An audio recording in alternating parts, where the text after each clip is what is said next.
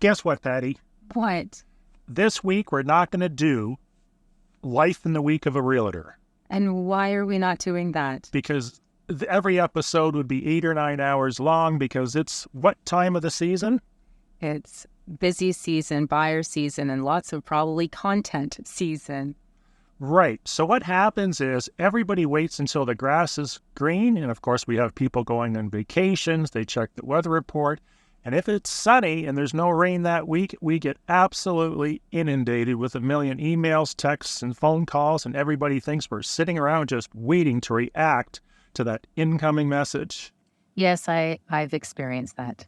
So that's why we're not doing Week in the Life of a Realtor. Instead, we're going to cover some pretty interesting topics. If you're new to this podcast, I'm Michael. And I'm Patty. And this is all about living in PEI. We mainly focus on Prince Edward Island real estate, as it is something that Patty and I have been involved with for over 40 years. Yes, we checked her calendar. It's over 40 years, full-time, thousands of transactions handled, and we're going to share some of those experiences in this podcast. But before we do, make sure you give us a star rating and some feedback, and then Patty will want to come back as the co-host. Now, I will absolutely. This has been very informative, and we have some really good conversations and discussions. I always learn something new, too. So do I. So our first subject, and these are experiences that have happened recently. Well, by the time you get this podcast, it could be weeks or months later. I receive an offer. Keep in mind, we're in a balanced market. It's neither, there's no leverage for the buyer, there's no leverage for the seller. It's balanced. Offer comes in. All in all, it's pretty good. But then the purchaser decides to put in there this endless list of nitpicky little items they want fixed, or they're not going to accept. They're not going to move ahead with the purchase. Some of these items included things like installing a GFI in the kitchen, putting a handrail to the basement. There was a eighth of a quarter of a half of a roofing tile missing. There was a rusty nail in the fence. That's a bit of an exaggeration, but essentially it was a list of things they wanted the vendors to fix before they could move forward. What do we do about this, and where's the problem lie, or multiple problems, Patty? Well, first of all, I find it a little bit bold that they just put everything in. I understanding that it's been a pre-inspected home. In order to write a good offer, it should be a clean offer and not an offer filled with a bunch of conditions, which it sounds like this particular offer that you were dealing with had, with all the expectations of repairs. What you could run into, in my experience and opinion, is what if you can't find a contractor to do the repairs? What if they're not done to the buyer's standard and they decide at closing to walk away or look for a huge price reduction? That would be my concern for my seller. The biggest challenge when you offer to do things for a purchaser or purchasers, let's just say, for instance, they wanted the kids' bathroom painted blue. You're never going to paint it the right color of blue. It's never going to be a good enough paint job. There's brush marks on the ceiling. Maybe they've touched the trim. There could be a bunch of problems with that because the vendors could see it as fulfilled.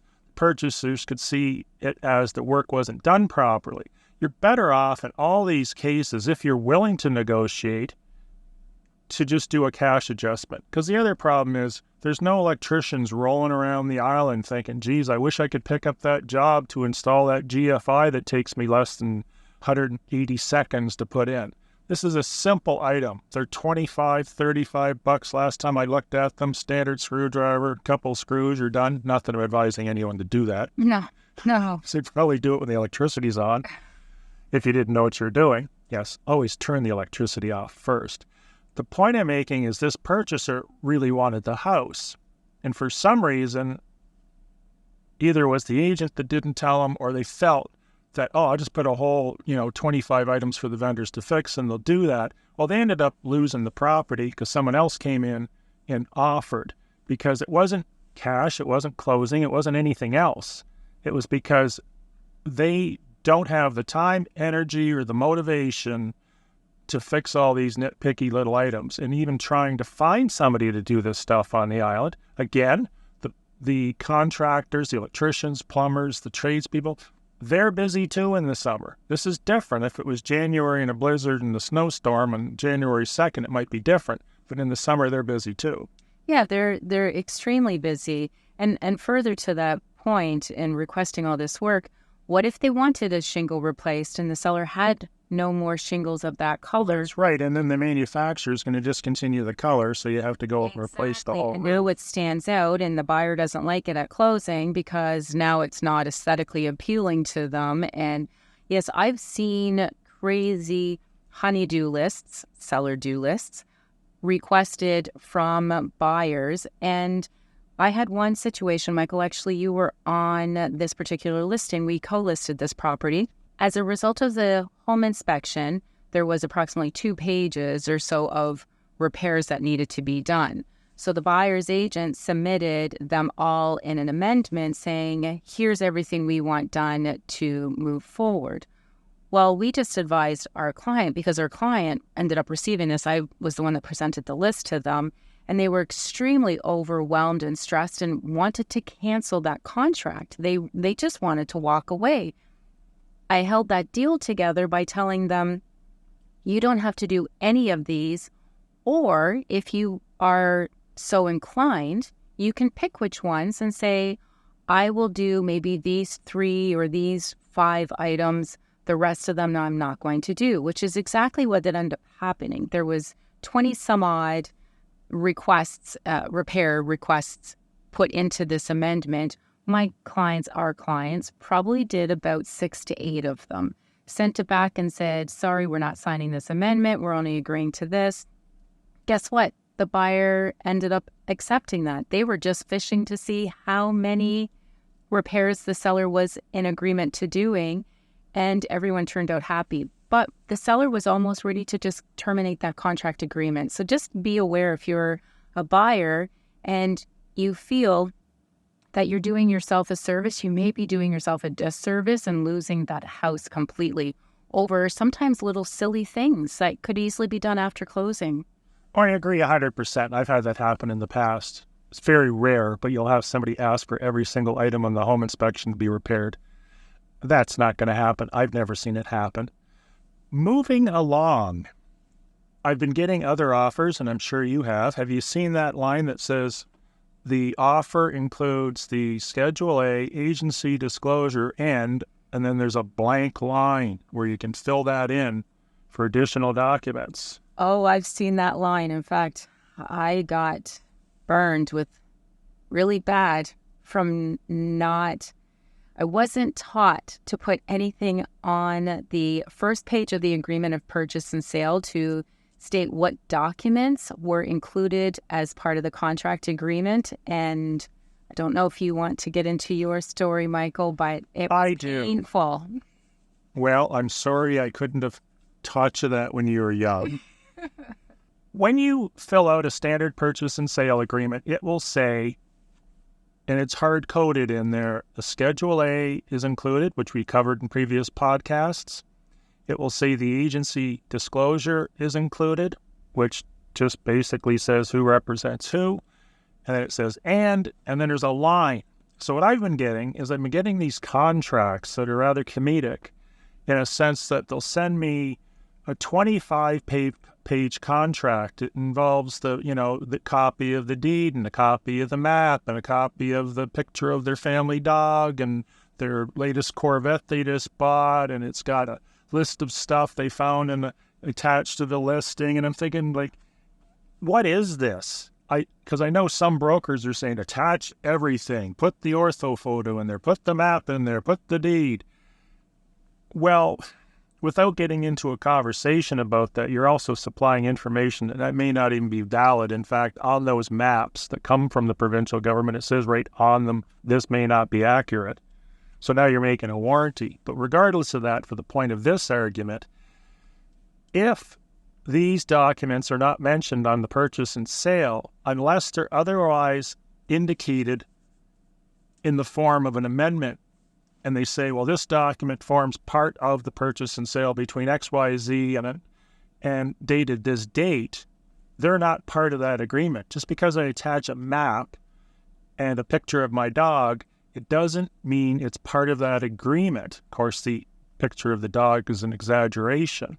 The only things that are part of that agreement are the things that are explicitly indicated on the purchase and sale. Or I suppose you could hide it in the Schedule A, but we don't want to get into 20 different rabbit trails here. I've seen that. So if I can, Michael, the deal that I was referencing or referring to when you started this was a contract that I did with you, actually, about 8 years ago. So thank you for the life lesson in real estate. I wrote a very complicated contract, complicated because it was a business, it was a commercial property, and it involved quite a few Schedule A's and addendums to this to make it a complete agreement of purchase and sale. Well, you and your wonderful lawyer, which I just have him on a pedestal because of what he did, basically your seller and my buyer agreed to all the terms of this contract agreement, signed everything, and between yourself and your seller's lawyer ended up saying all the addendums that were attached to this don't apply. And it doesn't matter that the seller signed them because they're not mentioned on the agreement of purchase and sale, which upset my buyer. Your client, your seller, was still okay with leaving them all in, but her lawyer just said, no, it's not mentioned here. They don't exist. So you didn't agree to this. You didn't agree to that. You didn't agree to this, which turned this whole deal fell apart. As much as you may not think it's a big deal that these items are included in there, should you be up against a really savvy real estate contract, smart lawyer, they will end up pointing out if there's things that just make that contract a little bit complicated. We'll say those don't exist if they're not on that page one. I cannot stress the importance. It doesn't have to be on page one. It has to be mentioned somewhere. Well, it should be mentioned at page one for clarity. In Schedule A as additional documents attached. It needs to be within that contract or a document that's mentioned, like you say. Schedule A, it is in there.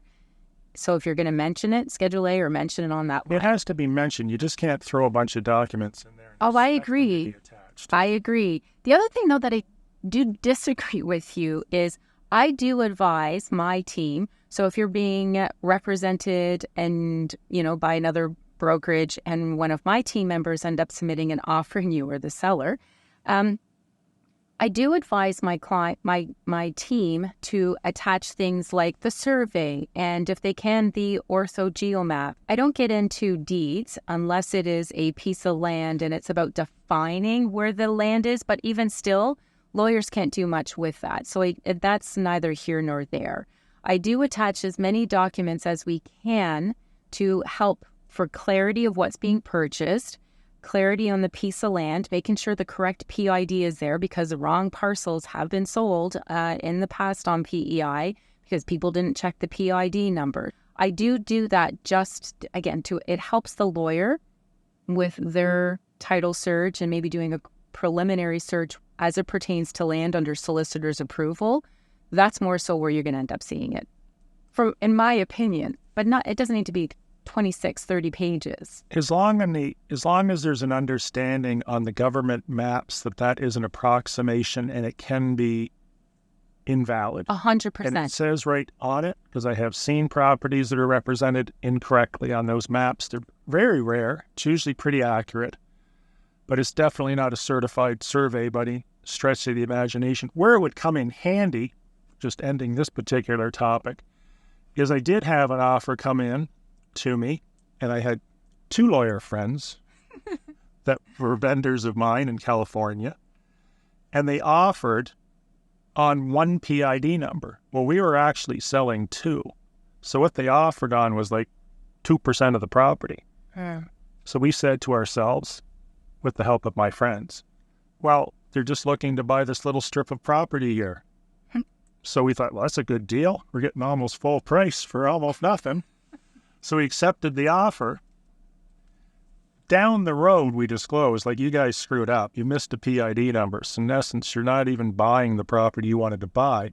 But if the maps and or deeds would have been attached, they would have known this. But what happened is the agent rushed to write the offer, didn't realize there's more than one PID number, didn't print out the maps.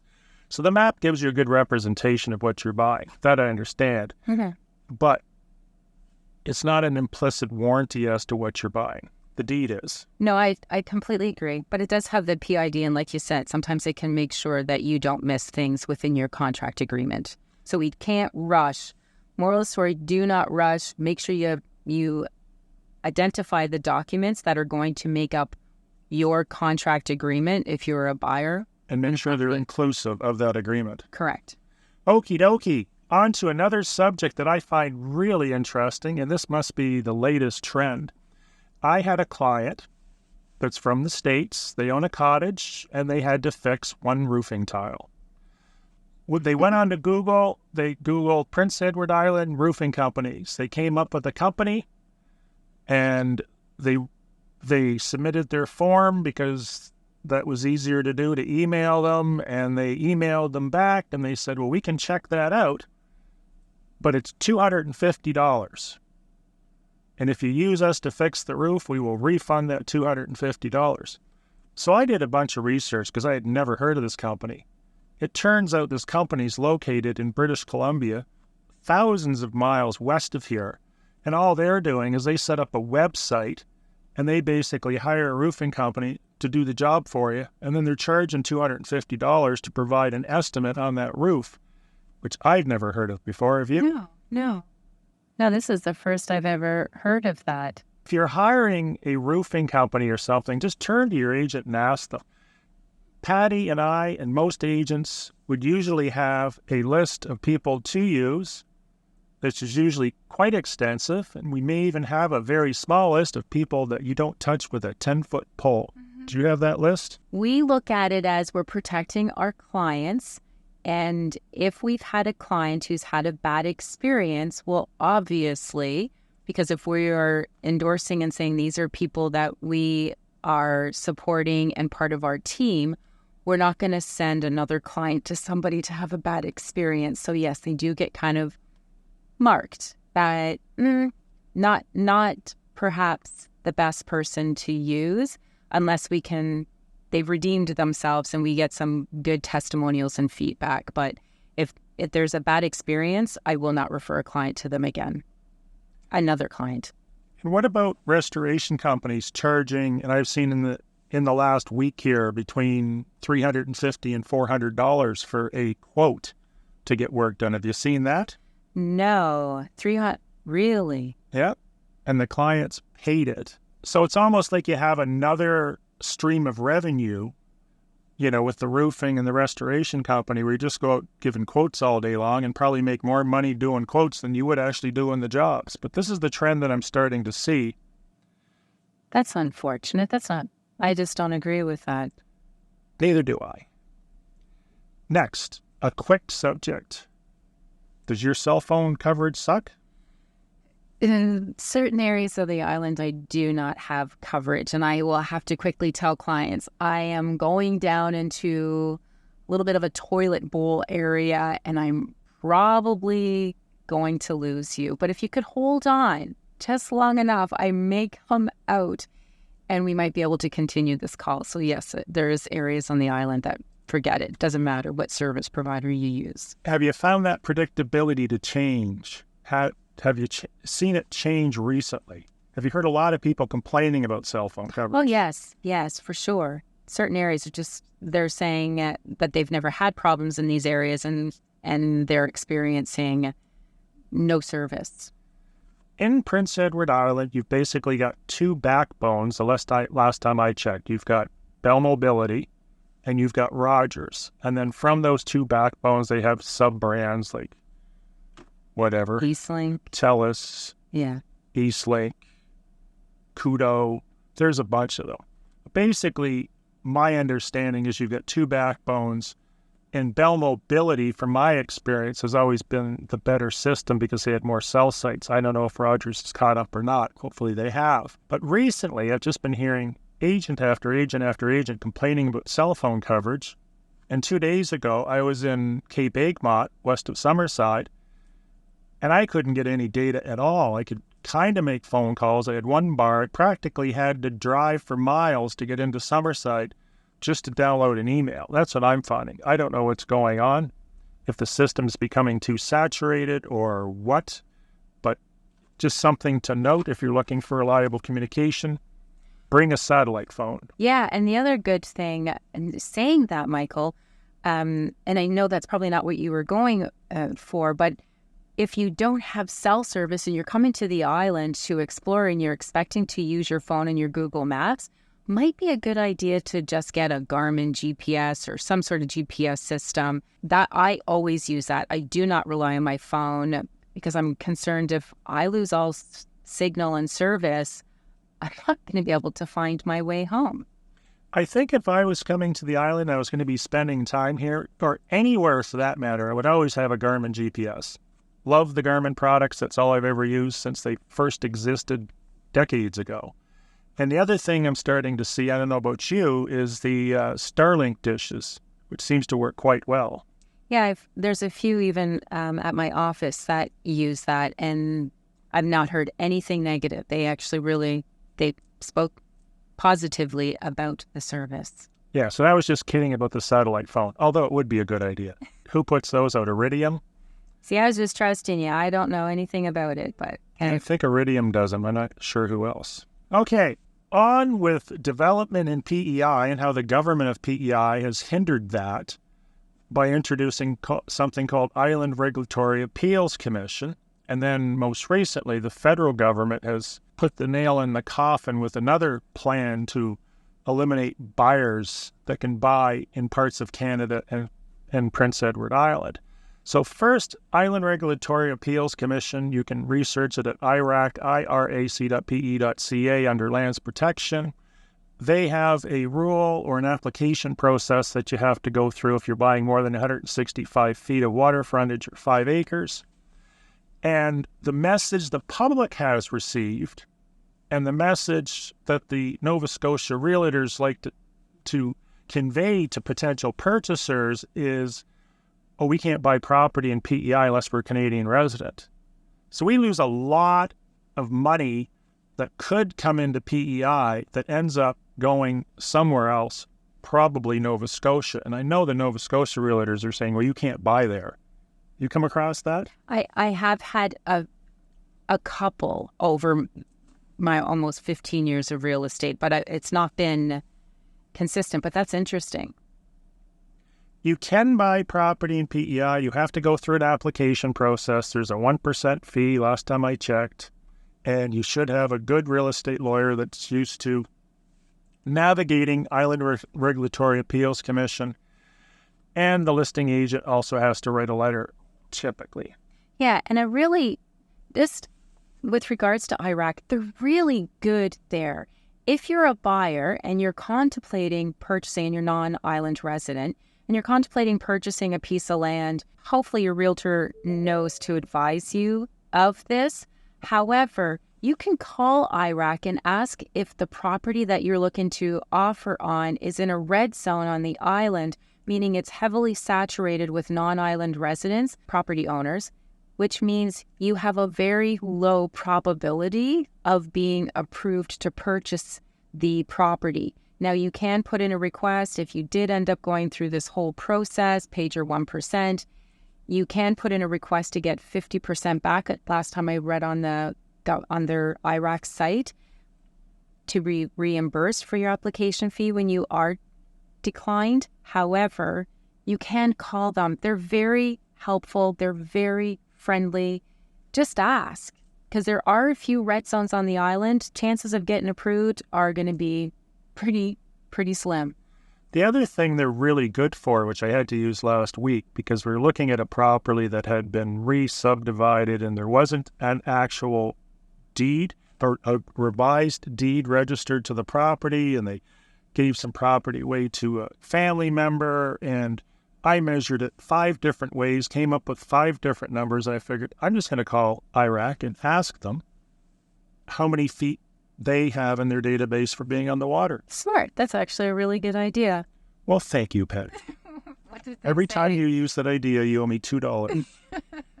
They told me how many feet were on the water, which solved the whole issue. Why do I like that idea? See, they're so helpful. They're just wonderful. Makes me just want to get an office next door to them so we can do lunch every day. No, but they are very, very helpful, and they're easy to talk to. And if you are, with regards to, like, we have, and I do disagree with the federal government applying the amalgamation onto. Why don't you cover that? Because we don't know anything about that. I mean, it's they don't. It's the prohibition. So there is just a land restriction for non-Canadians in certain areas. So in our areas, there's a radius around Charlottetown and a radius area around Summerside that non-Canadians cannot purchase. So on top of our Land Protection Act that we already have on PEI, we also have this extra level that doesn't allow non-Canadians to purchase. And if you are a non-Canadian and you want to know the rules of it, your realtor would be able to hopefully help advise. Or if you have a lawyer, they're usually the best because we're not supposed to be giving legal advice anyways. We have a whole package at our office that we end up providing and giving to our I have a bigger clients. package. Yeah, okay. Good stuff. But I saw your package and I made my package better. okay. I took your package and put my name on it. Okay. All right. That's all I'm going. That's great. And what happened originally, how this all started is housing prices in Canada were going through the roof. The federal government felt that the main reason this was happening is people that weren't living in the country were buying houses in the larger cities and leaving them vacant. In turn, driving values up, causing a shortage of housing. And at the end of the day, we've got all these houses sitting around doing nothing where people could actually be living in them. So the solution the federal government came up with is to disallow these purchasers to buy these properties if they're not Canadian residents for a year. And then recently, they extended it for another year. I don't know when it terminates. Do you? no, I don't actually have that date. I'm pretty sure it's probably within a year. Yeah, I believe they did extend it another year.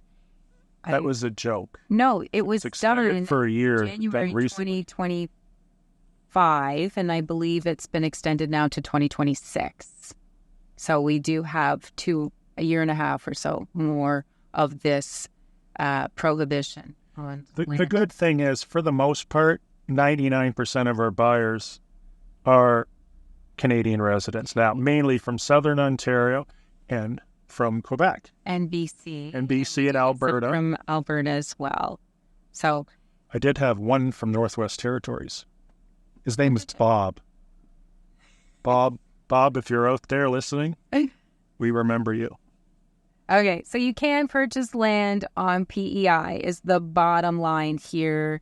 If you fall into any of these weird little rabbit trail categories that we were discussing, you can reach out to us or you can reach out to your realtor and get some more information for sure to make sure you're educated and informed, because that's what this whole podcast is about, is making sure people are educated, informed, and understand what some of the loopholes and areas that you can get into in real estate. Funny thing that happened to me. I had somebody call. They want to list their property. Of course, I always ask them, what do you feel it's worth? Just to see if their expectations are realistic, especially in the market that it's been. They sent me a copy of an email that came from a new agent that basically said, you paid X number of dollars for your property 3 years ago. So according to NAR statistics, your house is now worth this today. I fell off my chair when I read this. So they specifically said NAR. What they're doing is they're saying, well, you paid, let's just take a hypothetical number. You paid $300,000 for your house in 2021.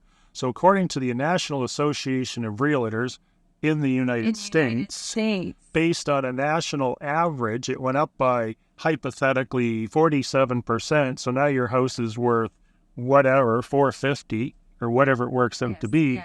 And I looked at this and I thought, this is idiotic. And this is coming from an agent that has somebody in their office that claims to be giving them great training. And I'm looking at this and I'm saying, well, number one, it's just wrong in so many levels. But number one, we don't know if this buyer paid fair market value for this property. They could have paid less. They could have paid more. They could have paid fair market. We don't know unless we go back and do what's called a reverse CMA, to go back in time to say that house should have been worth this on that day. Then we can add the percentile, but the percentile has to have a locality. We're not comparing houses in Charlottetown to houses that sold in San Diego or Miami or Fort Worth, Texas. We got to compare the data to Charlottetown. We should be looking at data from CMHC and Korea. Correct. Canadian Home Mortgage Corporation, Canadian Real Estate Association. Does that make sense? 100%. I don't think I've ever seen NAR referenced when we're doing our real estate job in Canada. So that's quite entertaining. As an overall really rough, broad image of the North American real estate market, you can sort of see the similarities. You know, their real estate goes down, our real estate goes down, ours goes up, theirs goes up. But you definitely cannot take... Number one, you can't base that percentile on the purchase price, because they could have bought that house from grandma and they gave her a deal on it, you know, assuming grandma was related, right? Yeah, or they could have purchased it during our 2021 COVID chaos year and purchased the property during a multiple offer bid, and I've seen some go for $50,000 to $100,000 above list price. So does that set the bar for that price, that property now, that one's always going to be above all the other ones in the area as the rest of the homes are all doing their price correction? I wouldn't personally use the National Association of Realtors, even though I think they have an excellent platform and system. But like you're right, we typically follow the trends, but we can't use the percentage data. So that's basically all I have to cover, and you have provided great assistance in all of that. Any funny stories or anything you want to finish off with as far as topics? No, I think we've covered a lot, and it's given ideas for perhaps a future episode. Here's a thought. You're a purchaser, and you're looking at a house, and you want them to fix the roof. You want them to put that GFI in the kitchen. You want them to install that handrail. Here's what you can do. When you put that offer in or ask for those changes in the form of an amendment, whatever the case may be, give them a list of people that you've talked to have that job done, and give them the amount it's going to cost and a deadline to get the job done. And you're proposing this from a purchaser to the seller? Absolutely. They're going to ask for all this stuff. The biggest challenge is me, from a seller, a listing agent's perspective, or a seller's, who's going to do the work? When is it going to be done? How much is it going to cost? So if you want all this stuff done, why don't you do the research? Tell me in what little fairy tale land you're going to find someone to do all this stuff in a timely fashion. Because most of the stuff they're asking for, they want it done in 2 weeks, 3 weeks, 4 weeks, a month, 2 months before the close, right? Yes. Yeah, I see what you're saying. And, you know, you do probably have a higher probability of maybe getting that accepted if you did do all the groundwork to make it easier for the seller to accommodate your repair request list. Right. For instance, a new business just started up here as we're speaking called Michael's GFI Installation Company. So for only $1,000, we'll install a GFI outlet in any location on the island. Thank you very much for listening. We really, really appreciate it. If you'd like to hear Patty and I In the future, be sure to follow or subscribe to the podcast. Give us a minimum 5-star rating and some feedback, which would be greatly appreciated. Everybody have a great day, and thanks for listening to our completely unscripted and unhinged podcast. Yeah. Thanks for listening. Until next time, have a great day.